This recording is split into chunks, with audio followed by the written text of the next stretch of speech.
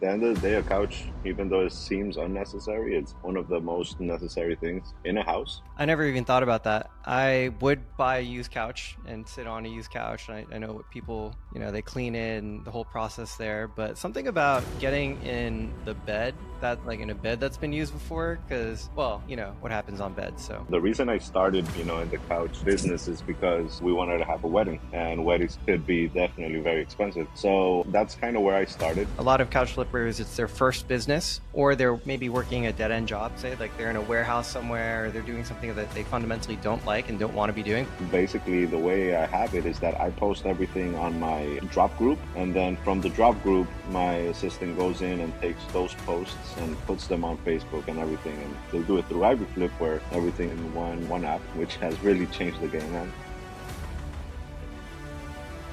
On today's episode of the Couch Pod, I'm joined by Ruben Castano, a couch flipper based out in Tampa, Florida, the CEO and founder of Comfy Couch. Thank you so much for joining me on today's pod. No, definitely. Thank you so much for having me, man. I know we've talked in the past couple times, so definitely very excited to be here. Very cool. So I know there was a bunch of bad, inclement weather down in Tampa. I'm hoping that hasn't impacted you guys too poorly. Yeah, no, so luckily the warehouse, my house, we were able to get by with no damage. However, it has definitely impacted the sales. Sales have gone up, hundreds and thousands of people got flooded out here, very sad. So yeah, a lot of people have been needing a new sofa and stuff. So we've been running out deals, targeting, people that did suffer through the storms and giving them certain types of discounts. So yeah, that definitely has helped a lot. And yeah, luckily sales have been up. Interesting. I would imagine the opposite in a lot of ways, that if a natural disaster hits your community, that may depress demand. But it makes sense because, used couches in particular, they're, people who are in need of a discount or maybe a little bit like on harder times are going to select more towards buying used inventory. So it's cool that you're able to meet that demand in your market community. Yeah, and at the end of the day, a couch, even though it seems unnecessary, it's one of the most necessary things in a house. You just want somewhere to lounge in. So that's kind of like the first thing that people start replacing, even before beds, since you could sleep on your couch, before buying a bed. Normally, people don't want to buy used beds, so they're okay chilling in a used couch before they make their big purchase from the things they lost. Yeah, that's really interesting. Like, I never even thought about that. I would buy a used couch and sit on a used couch. I know what people, they clean it and the whole process there. But something about getting in the bed, that like in a bed that's been used before, because, well, what happens on beds. So Exactly. So yeah, I mean, people rather just buy that used couch and wait a little bit and save up for a good bed. That's why I haven't gotten into the used mattress business. I know some people are on there, but yeah, that's the biggest reason I'm not. Well, the interesting thing about the used mattress resale market is that it's primarily driven by returns. So in like the early 2010 era, all of these mattress companies started popping up, disrupting the traditional mattress supply chain, talking about like, the purples and these like Tempur-Pedic memory foam mattresses that can get shipped to you in a box. And so, back in the day, if you wanted to buy a mattress, you'd have to go into a mattress store and they'd literally carry that inventory on the spot. And their cost of warehousing is extremely high. The cost of showrooms is extremely high. So these direct-to-consumer mattress brands like Casper, Purple, et cetera, they really changed the entire business model of how mattresses are sold because they sell it to consumers online. They offer an extremely generous return policy, and then they ship it to you in a box. But the problem is, once you take it out of the box, you can't put it back in the box because it expands, it fills with air. And so when you process a return with these mattress companies, they actually don't pick it up. They don't actually, there's no reverse logistics path for them to take that mattress back into inventory. What they're doing is they're consigning these return mattresses to flippers. The flipper goes and picks it up. They list it on local marketplaces. And when the product sells, a portion of that revenue is returned to the mattress company. So it's a very interesting lesson in reverse logistics and something that I believe will be replicated in the couch industry maybe sooner than later. Yeah, it makes sense. No, it's really interesting. So, Ruben, one thing that was really interesting to me, and part of the reason I wanted to have you on the pod, is how I know you were working full time in the pharmaceutical industry, and yet you also have a thriving couch flipping business on the side too. And not many people I know would be able to juggle these two things. So, tell me a little bit about like, your life in pharmaceuticals while running the flipping business. Like how are you managing these two things? So, no, that's a really great question. The reason I started, in the couch business is because we wanted to have a wedding, and weddings could be definitely very expensive. So that's kind of where I started. I never thought that it would grow to even match my pharmaceutical business. So now that it grew this much, I definitely do have to juggle both of them. The way I do is from 9 to 3, I'm on the phone with pharmacies, running that business. And then from 3 to whatever time I get home, I'm running the sofas, out at the warehouse, pickups, deliveries, the whole 9 yards. So it definitely takes a lot of will to get out of work and go into work, but it's definitely very, very generous, both businesses. So that's what keeps me motivated at the end of the day, the money. And, as someone that is running two businesses simultaneously, I think your perspective, your entry point into couch flipping is going to be different than a lot of other couch flippers. I mean, a lot of couch flippers, it's their first business, or they're maybe working a dead end job, say like they're in a warehouse somewhere, or they're doing something that they fundamentally don't like and don't want to be doing. But in your case, you own your other business. And of course, that's generating free cash flow and revenue. Like that's a great place to be. So how did that influence your decisions as you were thinking about how to set up your couch flipping business? So I've been in sales my whole life, from vacation and timeshare sales to car sales, well, as you know, pharmaceutical sales, and well, many other things. So right from the get-go, I never saw this as a hustle. I always, look at it as a full-on business and putting in everything I've learned. Also, I've been into network markets and everything, and that always has a lot of lessons in business that you could apply everywhere else in life. So yeah, being able to see it as a business from the get-go was able to put me in a position that I could grow this business more than just a side hustle. Hey, flippers, are you still managing your reselling business the old-fashioned way? In today's fast-paced market, leveraging technology isn't just an advantage, it's a game changer. That's why we created Ivy Flip, the ultimate app designed to supercharge your reselling business. With Ivy Flip, you can effortlessly source products from Facebook, OfferUp, and Craigslist, all from one easy-to-use platform. Say goodbye to missed opportunities and hello to instant notifications when great deals are posted. Our cross-posting feature lets you list your items on multiple marketplaces with a single click, maximizing your exposure and sales potential. Plus, our AI-powered scam detection ensures you spend your time on genuine listings, not fake ones. Don't let outdated methods hold you back. Embrace the power of technology with Ivy Flip and put your reselling business ahead of the competition. Click the link in the description and get a 1-week free trial of our app now. Got it. And how do you manage your time? I know like beginning of the day is pharmaceuticals, latter half of the day is couch flipping, but how are you managing your time? Because obviously you can't be doing everything in the couch flipping business yourself, right? So you must have systems in place, you must have help that you're utilizing. So tell us about that. So as far as posting and the most tedious work, which is marketplace, OfferUp, I use everything: Facebook, Craigslist, Nextdoor, Shopify. So that is very, very, very time consuming, especially if you want to stay in sight. Like after 3 days, you disappear. So I have hired someone to help me basically keep everything up online. They're always reposting everything, posting up new sofas and everything. So basically the way I have it is that I post everything on my drop group, and then from the drop group, my assistant goes in and takes those posts and puts them on Facebook and everything, and they do it through Ivy Flip, where everything in one app, which has really changed the game, man. So that's as far as posting. As far as cleaning, I try to buy the sofas that need the least amount of work, the ones that have removable cushions, so I could just toss them in the washer, or leather that just needs a quick wipe down. I don't have to clean, or I mean, I don't have to paint or anything like that. So I don't mind paying $300 for a sofa if I know it's going to be clean.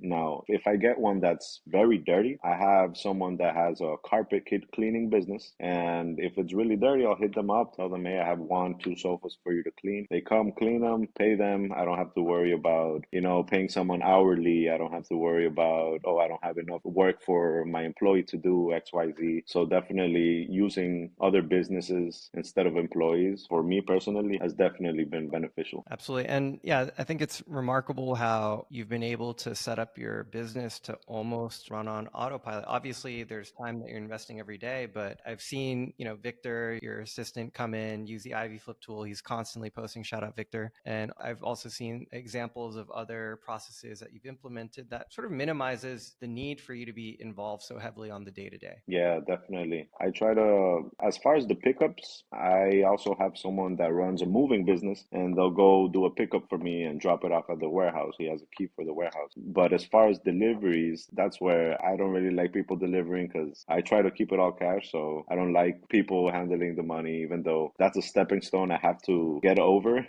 in the next step to growing this business. But yeah, definitely being able to utilize third parties to do the work I would be paying an employee to do anyway, it has been key. Absolutely. So, speaking of moving and sourcing, you and I have previously talked about a unique sourcing method that you're able to utilize to get couches at scale. I'm wondering if you'd be willing to share that with the audience. Yeah, definitely. Since you bring it up, it's been a game changer. Mostly because I live so close to it. So it's the Salvation Army. That's pretty much where I've been getting good 75% of my inventory. I have it maybe like 5 minutes, even 3 minutes from my warehouse. So on Saturdays, they have, and this is this location. I don't know about all the other locations, but on Saturdays, they have 50% off all furniture. So I'll go in there and I'll be there right as soon as they open. I'll scout whatever they have and buy that. Then as the inventory gets sold, more gets put on the floor. So I'll be in and out 4, 5, 6 times during the Saturday. I'll be there at 10 a.m. I'll be there at 11:30, at 1, at 4, and then right before they close at 6. And throughout the day, from one location, I'm able to buy 8 to 10 sofas. Then on Monday, I'll just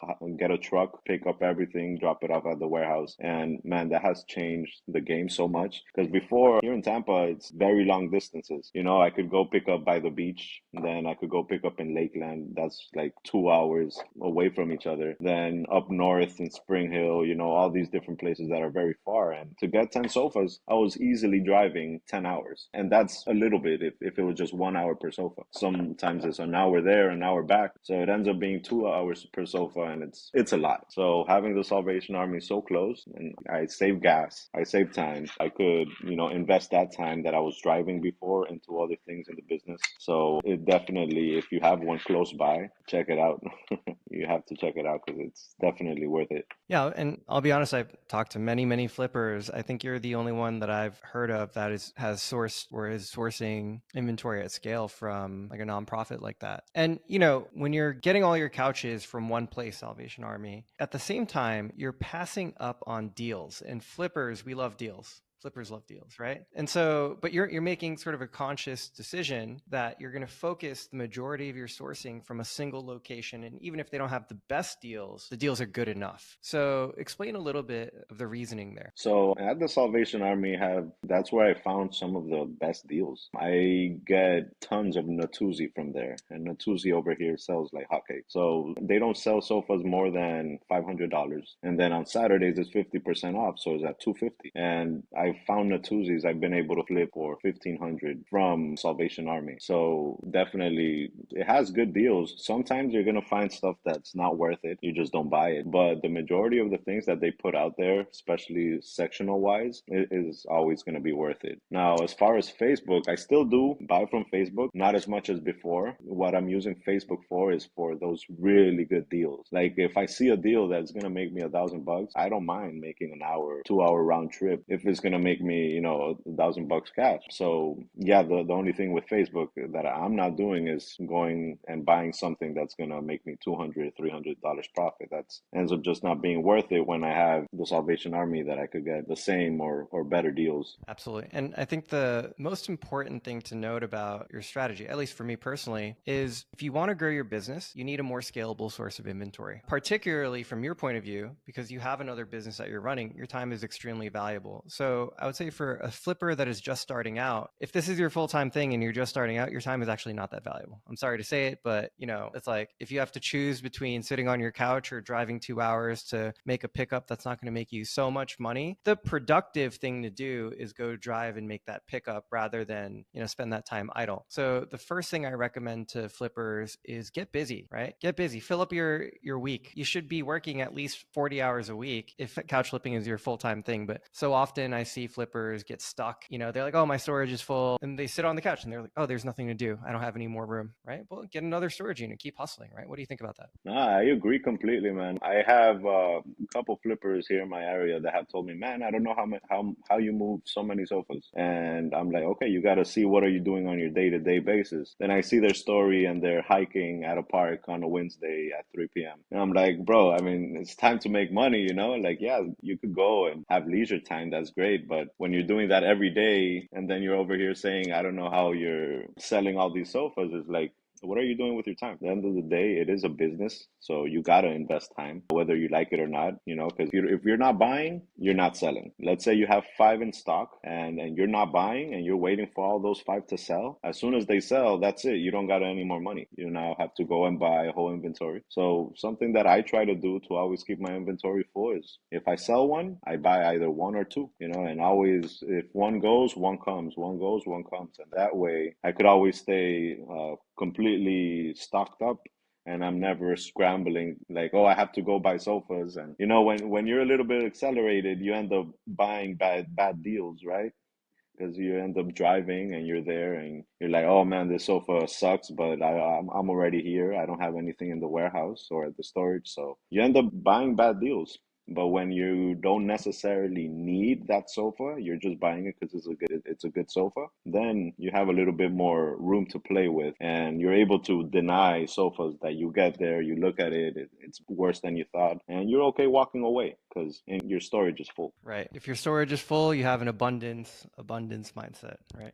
Yeah, and what I've learned over the past 2 years building for the couch flipping industry is that couch flipping is what you make it. A lot of these guys, I hate to say it because it's like negative, a lot of these guys that aren't finding success and are blaming their market, blaming external factors, I think they need to take a really hard look in the mirror, and be honest with themselves. Like, I'll give you an example. I was talking to someone, I think it was Tuesday, and he's telling me about his market, Phoenix, Arizona. And I'm like, dude, one of the biggest couch flippers in the game is in Phoenix, Arizona. He's doing $150,000 a month. Like, it's not the market, right? And he's like, I just can't figure out how to get more than get to $5,000-$6,000 a month. And I was like, look, if you we don't have a formal business relationship. He was like on a free trial of software. I was like, if you really want help to break through that barrier, I'll sit with you once a week for the next 4 to 8 weeks. Sign up for a plan. I'll show you how to use it. I'll show you all the ropes and we'll get you to break that barrier. He's like, oh, okay. Let me ask my wife. And I'm like, I don't think this is going to work, man. Like, if you can't make a decision to put $300 in to invest in your own success, that is why you're not breaking $6,000, more so than anything to do with your market or something going wrong in your business. Yeah, for sure. A lot of people like to blame external factors for their unsuccess. And like you say, you got to look in the mirror. What are you doing on a day-to-day basis? What risks are you taking? Like when I first got into couch flipping, it was funny. We were just on the couch. We were watching a movie and I'm like, man, I need to make some money to pay for this upcoming wedding. So in that day, I saw Ryan Pineda come up talking about couch flipping. It was the first time I ever heard of this. So I started, watching a couple videos. 2 days later, I rented a U-Haul and I went all around Tampa, bought 5 sofas, threw them in my garage. My wife at the time was telling me just buy one, let's see how it goes. I'm like, no, I'm going to buy 5. People need variety. So I threw them in my garage and bro, 4 of them sold pretty much right away. Then there was one that stayed with me for like 2 weeks. If I would have just bought that one that stayed with me for 2 weeks, I would have said couch flipping sucks. But since I bought 5, I had variety. I was able to see, wow, they flipped so quick. Within a week, I had 4 sold. I had already like quadrupled my money. With that, 100% of the profit, I just bought more sofas. Now instead of 5, I had 12 in my garage. And I noticed I couldn't run this out my garage anymore. Dude, that's a baller story. Yeah, that's really funny. Like, people need variety. That's a good line. They do. Yeah, because if you only have gray, and I see a lot of people, yeah, gray sells. Gray is great. But if you only have gray, there's people that want black, people that want beige, people that want leather. They don't want fabric, XYZ. So definitely, it happens a lot that I get stuck with a sofa for a while, or I get stuck with 5 sofas. And if those were the only 5 that I had, I wouldn't be making money. But since, I'm always buying, every time someone sells, one comes in. Sometimes sofas come in and they stay for a while, but the majority of the time they come in and sell within a couple of days to a week. Very cool. And this is a great example of how you are thinking differently. You have a different mentality towards business than your average bear. And maybe we could poke around that a little bit. What mindset do you think is most important for running a business successfully? So the mindset of number one, seeing it as a business. A lot of people with the couch flipping, they want to see it as a side hustle. I work my own hours and everything. And yeah, that's great. That's the best part of being a business owner. You are able to decide when you want to work, when you want a day off, when you want vacation or whatever. However, you still got to see it as if, you have someone on top of you telling you what to do. Good thing it's you, the one telling yourself what to do. However, you want to see like you need accountability. And in this case, you got to be accountable to yourself. So how are you seeing the conversations with the customers?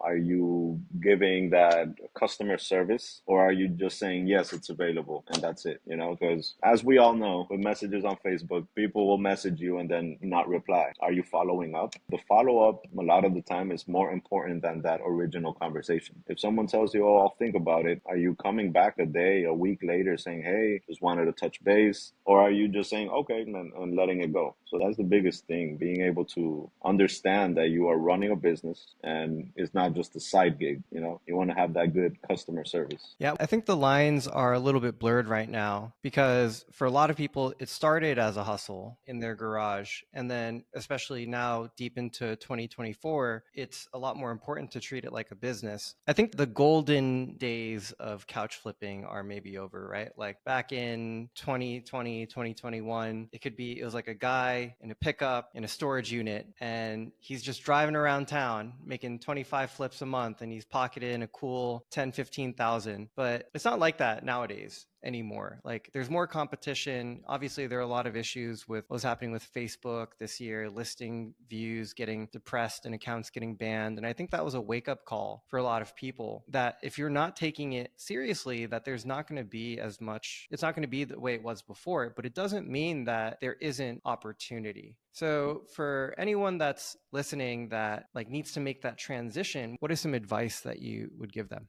Look at what you're doing with your time.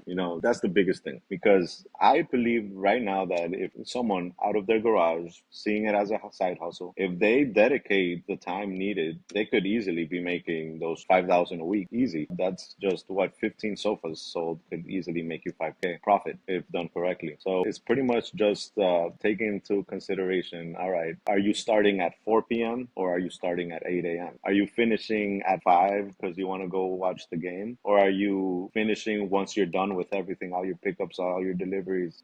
If someone at 6 p.m. tells you, hey, I want a sofa delivered, are you telling them, hey, no, could we do it tomorrow? Or are you getting to your storage and taking it to them? If you send a bunch of messages and at 7:30 they messaged you, hey, can you come pick it up right now? Are you trying to delay it a little bit because you're already home, or are you just going to get back out and doing it? So just about taking action, about actually wanting it. That's what's going to make you different in any business, because even I dabbled a little bit in real estate. The people that make it in real estate are the people that are hungry, that are out there making calls at 6, 7, 8 p.m. because they want that paycheck. So it's just about taking action, about not letting leisure take a hold of you. Don't be lazy, just get out, do it. And also, one of the biggest things that will set you aside from other flippers is the amount of offers you're sending and how you're sending them. Because if you're just saying, hi, could you do 200 versus, hey, my name is XYZ, I have this business, I'm able to offer this much. You could use me as a last resort. I know you probably don't like it right now, but just keep me in mind. And if you send that message 30 times a day, every single day, you're going to be getting so many sofas. So many people are saying, yes, just come for it. But if you're just sending a couple offers, 5 offers a day or 15 offers a week, that's what's going to set you apart from being a successful couch flipper to someone that doesn't on the side. Absolutely. At the end of the day, winners win, right? Regardless of the industry that you're in. But in couch flipping in particular, this is a hustler's game. It's not that it's a side hustle exclusively, but if you don't have a sense of urgency, if you don't have a sense of like wanting to be productive and get shit done, like, that's really your competitive advantage in this game. Comes down to, are you willing to put in the work or not? And that's frankly what I really like about the whole community and working with couch flippers is like, I know when I pick up the phone and talk to someone's willing to work hard. And I definitely have a soft spot for people that like to work hard and build a future for themselves. I think that's the great thing about being in America and the opportunities that are available to us here. Yeah, no, for sure. Over here, like I come from Colombia, so in Colombia, it's not as easy to start a business out of your garage.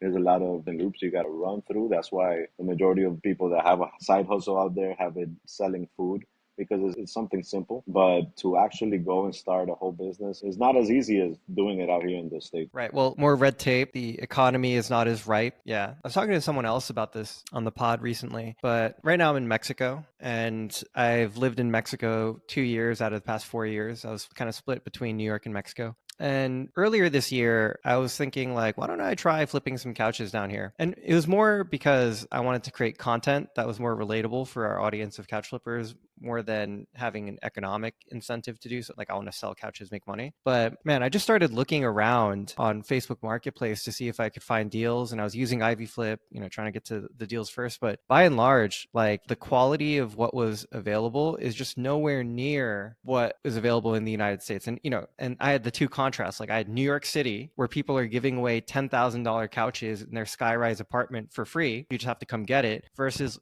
Mexico, where they're selling like an utter piece of junk. It's like scratches, stained, and they're trying to get 2,000 pesos or 100 US dollars for it. It's literal garbage, right? Come buy this literal garbage from me. And so it just really speaks to the difference in the economies, right? Like in the United States, people value convenience and they're willing to pay for that convenience. But in other parts of the world, like they don't have that mindset. And therefore, it's much, much harder to get people to part with their hard-earned money. Yeah, and on that same thing, I tried telling my cousin in Colombia to start doing it. I was helping him out, and I was running into the same issue. But I nailed it down to is that in Colombia and Mexico, in these third world countries, fixing up things that are broken is an everyday thing. Like over there, you could have a pair of shoes for 10 years. And as soon as the soles are done, you just go to the guy that fixes shoes. They'll put a new sole and you have shoes for 10 years. Over here, as soon as it has a little scratch, you're going to toss it out and buy new whatever it is, chairs,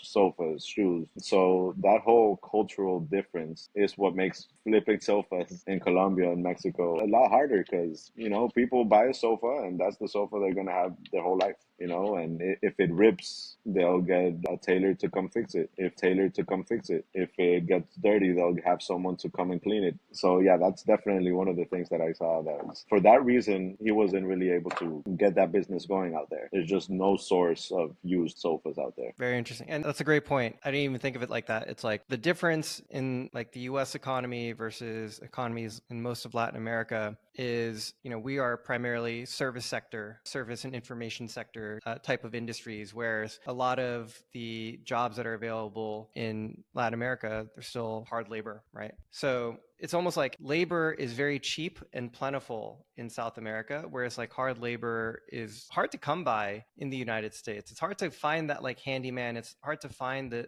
technician, the person that is skilled with his hands that can come like do your plumbing. Whereas like you walk down the street, like those guys are fixing their own plumbing. They're, working on their own homes. Like they have more of a connection with materials and being able to make repairs and things like that. So it's a great point. Yeah, for sure. They don't throw out stuff as much as we do out here. Like you said, it's convenience. Out here, you rather just buy a new sofa instead of cleaning the one that you have that's insanely dirty. Yeah, it's like that, but also we just don't know how to do it, right? Yeah, like 50 years ago, Americans probably did do all this stuff by themselves. Like they'd maintain their own lawns, they'd be fixing the shingles on the roof of their house, but like even me, I don't know where to start. I'm very white collar in that sense. Like I don't know how to do physical labor, manual labor, that kind of stuff. Same. I would use YouTube. Yeah, YouTube. Yeah, exactly. So we're in the same boat there. So I wanted to pivot the conversation a bit to customer service. So one thing I've noticed about you, especially in the Facebook groups, is every so often, as you're flipping couches, you're interacting with a lot of people, and sometimes you can get your feathers rubbed the wrong way, right? And whenever people come to the group and are complaining about an interaction that they had with a customer or seller, like I've always noticed that you tell them, stay even keel, be professional. So maybe you could unpack that for us a bit. Yeah, for sure. As I said earlier, I've been in sales my whole life. So that has taught me that the majority of customers are not going to be your perfect customers. They're the type of person that you're going to have to chew and swallow their food for them. So you gotta break down everything, and a lot of the time through text, there's miscommunication. People don't understand, your where you're coming from and stuff, or they don't understand the lingo, right? So what I suggest to people is just don't take it to heart. If someone blows you off, if someone doesn't have good communication, if someone is coming and then they can't come, and they don't communicate with you that they're not coming, it is what it is. Just move on to the next thing, and always keep it professional, because I've had experiences that I want to tell someone off because they made me lose my time, waste money, waste gas all the way. My warehouse is like 30 minutes from here. So when I go, it's like I'm going to be there for a good while. But what I realized is that if I go and tell someone off that made me waste 30 minutes of my time, I'll probably scare them away and they won't be coming back. But if I tell them, hey, it's completely understandable. I work with a schedule, so I do need your word. When can we schedule for you to come back? If you just keep it professional and you're able to baby them in a way, for them to, stay a customer and actually end up giving you that money at the end of the day. If you get defensive, if you just get, in your feelings at the end of the day, the majority of the time you're going to lose that customer. So definitely, staying in the right mindset, understanding that you're running a business. The customers are not going to be always the perfect customer that doesn't want to see the sofa, that just wants it delivered. People are picky where they're going to lay on 80% of the time at their house. So you just got to understand people, and like I said, chew it for them. And by that, what I mean is that you want to follow up with them like a good 3 times before they're coming. Hey, I know yesterday we talked about 5 p.m. Does that still work? That's a message I sent at 10 a.m. Perfect. At 2 p.m., hey, just touching base. Are we still good for 5? Yes, we're good for 5. Okay, perfect. At 4:45, hey, just want to touch base. Are you already on your way? If they tell me, yeah, I'm on my way, I always ask them, what's your ETA? What ETA does your GPS say? Once they start giving me excuses or like, oh, I don't use GPS, I know they're bullshitting, so that way I could plan my day more efficiently.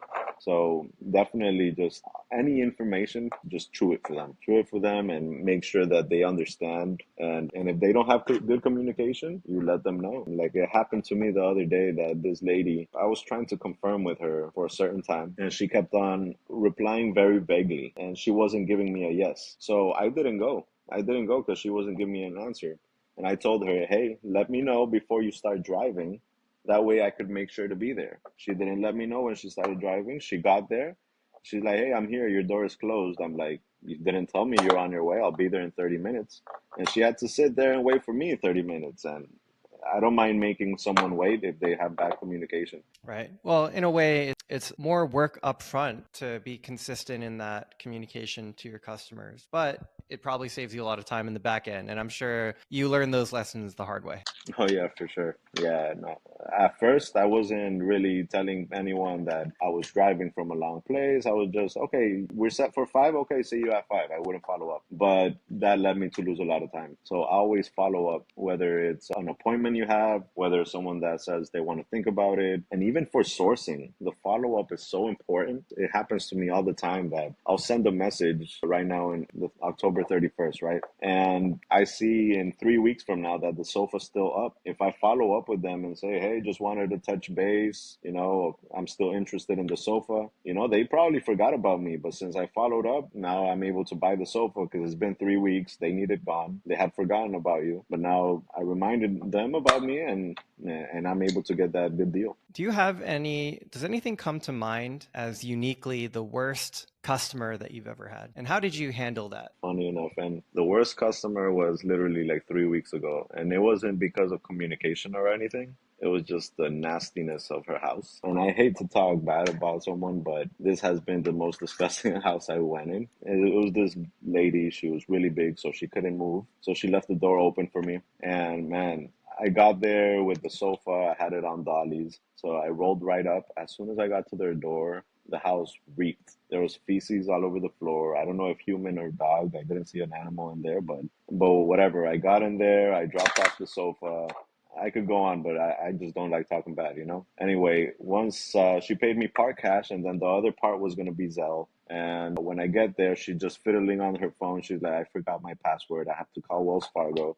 I told her, listen, give me your phone. I'll get you logged in. I helped her get logged in, and I helped her send myself the money. We got the Zelle done. I left, and then 4 days later, I got a call from Wells Fargo saying that the Zelle she was trying to reverse it because she said that she didn't recognize it. So that lady was definitely the worst customer I've had. From the feces to her trying to get the money back, that has definitely been the worst I've dealt with. And, in some ways, can't help but feel bad for someone like that who's been in that. But on the other hand, like, it's pretty fucked up, right? Like, I would be pissed. So what did you do to try and separate the emotion from that and look at it from a business standpoint? Maybe our flippers could learn from that. No, so when I got there, of course, it wasn't the best environment. So, no, I mean, I was very patient with the lady. It was an older lady. So I was helping her the whole time. Somebody could have gotten frustrated. I actually was getting frustrated because I was there standing a good 15 minutes in that stench, waiting for her to, yeah, send the Zelle. And I caught myself getting frustrated and starting to speak a little bit frustrated to the lady. But I was like, listen, I'm not going to get anything from getting mad at her. For a second, I thought she was trying to not send me the money, which I still think she was trying to do that. She was trying to not send it to me. But I was like, hey, listen, she's an older lady. Maybe she doesn't know technology. So I took a deep breath. I told her, do you need help with the app? I grabbed the phone, with her looking at it very patient, like if I was talking to my grandma. We reset her password because she didn't remember it. It was a whole back and forth there. And I really, there was a point that I was almost arguing with her before I started helping her with the phone. I almost started arguing with her because she was also frustrated. She was like, what do you want me to do? And I'm like, I just want to get paid, that's it. So yeah, if I wouldn't have helped her, if I wouldn't have just put my ego to the side and understand her, I could have easily lost the rest of the payment. But since I, decided to, change my mindset a little bit right there, I was able to, get her to send the payment, even though she tried to get it back from the bank, I was still able to get paid. And something off topic, that's why I like Zelle versus Cash App versus PayPal versus Venmo, because with those three, Cash App, PayPal, Venmo, they could call and they could get their money back. And with no question, they'll charge your account. But with Zelle, your payment is secured through the bank. So no matter what, once Zelle is sent, there's no canceling that. So she wasn't able to reverse the funds at the end of the day. No, Zelle told me no. Once the payment is made, the payment is made. The only way she could get you to get the money back is that if you send it to her, or if I were to send it to her. But that wasn't going to happen. The only reason they contacted me because they needed my information to close the case. But yeah, the lady at Wells Fargo said that once you send a Zelle, there's no way of getting it back. Interesting. Well, thank you for sharing that story. And I think this is actually a good segue into another topic, which is transitioning from cash payments to online traceable transactions. And so this is something that we had mentioned a little bit earlier in the conversation. You do all your deliveries, you're dealing in cash, but at the same time, you have aspirations of scaling up your business. You're going to be at the Couch Conference. So am I. That's for serious flippers who want to take their business to the next level. And at a certain point, just dealing in all cash is not feasible or practical anymore. So what are your thoughts about making that transition, maybe accepting payments, e-commerce, offering your customers financing options, and stop, moving away from an all cash business? Honestly, I don't see myself moving more than maybe 80% cash. I wouldn't go less than that. Just because, I just don't need to show the numbers, since I have my other business. If it were my only business, yeah, I would want to show numbers so I could get loans and everything. But at this point, I don't think I'll be moving to cashless or less than 80% cash. But one thing that I do want to bring in is the financing, because there's a lot of people, especially now as big as I've gotten, a lot of people ask me, do I finance? And I do end up losing out on a lot of sales just because I don't finance yet. So that's definitely the next step I want to take. But as far as seeing myself go to mostly cashless, I don't think that I'll be taking that step anytime soon. Yeah, no, makes sense. Maybe especially relative to where the business is at today, but over a longer period of time, 3, 4, 5 years, who knows? Maybe the business transforms into something else entirely. Could even be your main thing moving forward. forward. And one thing I know is that as you get into items that cost more, let's say above $1,500, $2,000, financing becomes more and more of a relevant concern. People don't have that kind of liquidity all the time to make purchases all in cash up front. So Oh, yeah, that's for sure. Well, now thinking about it, if I ever do want to leave the business completely and just have the business run on its own, that's the point where, being all cash could end up being a double-edged sword because at the end of the day, employees you hire is people you don't know, and you just can't go around trusting everybody with that amount of money. So, yeah, for sure. When I grow the business bigger and I'm able to just step away, I think at that point it would be smart to do less cash. I'm curious, have you thought about expanding the business into any other kinds of inventory, like not just couches? I've thought about it and I even tried it at the beginning. I was doing like nightstands, just dining room sets and everything, all the type of furniture. But first, the space. Couches, even though they're huge, they take a little bit of space the way I set them up. I have everything on dollies. Every single piece, I have it on a dolly. So right now, I hold about 40 sofas at a time, meaning if all of them are two pieces, there's 80 dollies on the floor. If I were to have a table, it would take the space that two sofas take, and that's just one table. Chairs, etc. Just sofas are so easy to move around. They're so practical. Everybody uses a sofa. It's easy to know what type of sofas are going to sell versus what type are not going to sell. As far as dining room tables, there's so many different types, so many different configurations, different styles and stuff. It's not as reliable, I would say, as a couch. Also, me being alone, me doing it 100% by myself, I could move a whole reclining sectional alone with no problem. But if I go and I pick up one of those really heavy marble dining tables, I'm not going to do that alone. So as far as sofas, they're just super simple, and the profit doesn't compare to all the other ones. To like let's say nightstands, bedroom sets, and stuff like that. The amount of work versus profit, sofas way outpass everything else. Absolutely. And well, in other words, it sounds like you have identified a great model for couches. You've figured out all the operations, and then, adding other things into the mix, there might be opportunity there, but it's too much of a deviation from what you already have established. And so for the foreseeable future, it just makes sense to, if you're going to scale up the business, focus on couches. Yeah, no, for sure. I would stay with couches.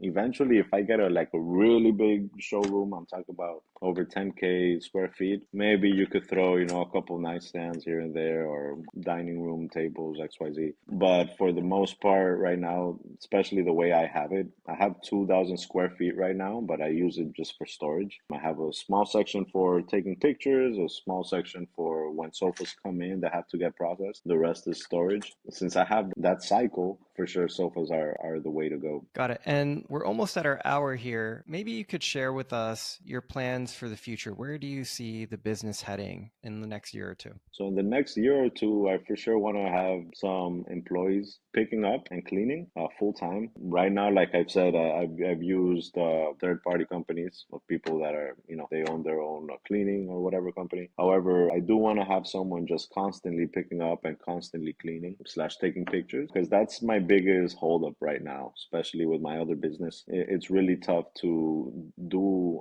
all of that from after 3 p.m. and have it consistent. So at the moment, basically what's going on is that I pick up sofas or bring from the Salvation Army. Once I have like 7 to 10, I'll get someone to come and take pictures with me, and then I'll put them up. But if I could get 2 people, one to clean, one to pick up, that's always just as soon as it comes in, it gets pictures taken. That's, I think, would be a good step to cross in the next year or two. So definitely hiring people. And number 2, hopefully getting a bigger warehouse. Like I said, right now I have 2,000 square feet. So my goal to in the next 2 years maybe grow to 5,000 square feet, where I have a little bit more elbow room.